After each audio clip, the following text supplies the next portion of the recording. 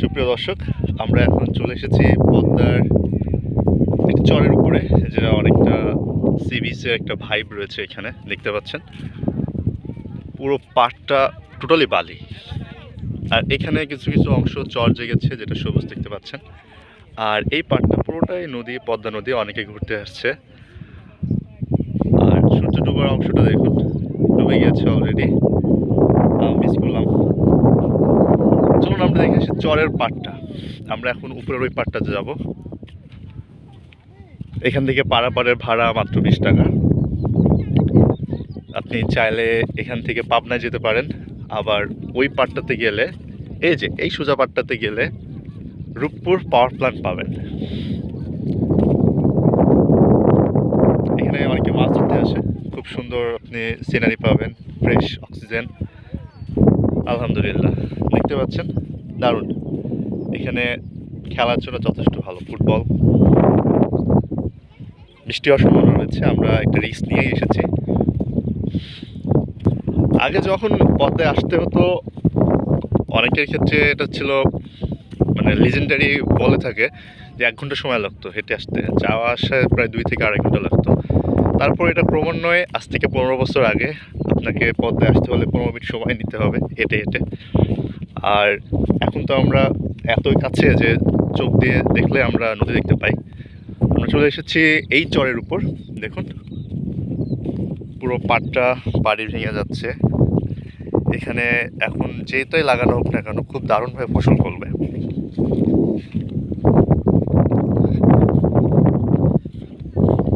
তবে কিছু ক্ষেত্রে সাবধান থাকতে হয়। চর এলাকায় যেহেতু নদী পড়েছে, নদী ভেঙে এখানে পলি জমেছিল বর্ষার ফলে।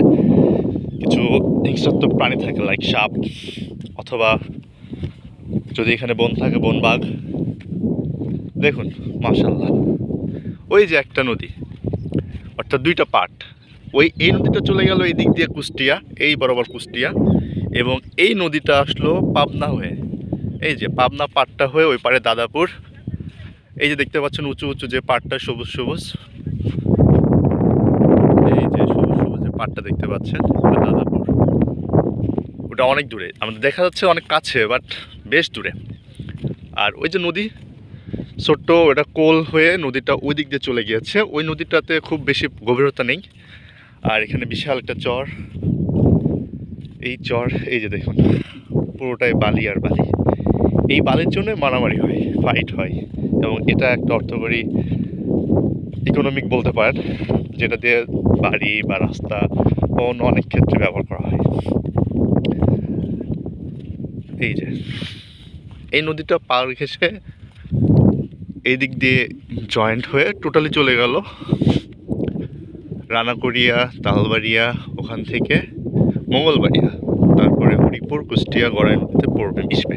একটা গড়াই চলে যাবে আর একটা চলে যাবে কুষ্টিয়া, যেটা রবীন্দ্রনাথের কুঠিবাড়ি বলে। খুব দারুণ জায়গা, দেখুন হেঁটে খুব শান্তি লাগছে, ঠান্ডা বাতাস, হাওয়া। আলহামদুলিল্লাহ। দেখুন দর্শক, জাযাকাল্লাহ। আল্লাহর সৃষ্টি অনেক সুন্দর। সুবহানাল্লাহ। দেখুন খুব সুন্দরভাবে বয়ে চলেছে পাড়ি, এখানে পাড়িটা জমে আছে। কিন্তু এই পাড়টা বেশ গভীর থাকে, এবং এখানে মাছ রয়েছে অবশ্য অনেক মাছ, ফ্রেশ যেভাবে আমরা বুঝতে পারি। এবং এইটাই সেই গাঙ্গোত্রী হিমবাহ রাজশাহী হয়ে চাঁপাইনবাবগঞ্জ, রাজশাহী, তারপরে নাটোর এবং কুষ্টিয়ার মধ্যে দিয়ে সেই গিয়েছে কুষ্টিয়া অংশ। আর বিশাল এই পাড়টা, ওই পাড়টাতে রয়েছে রূপপুর পাওয়ার প্ল্যান্ট।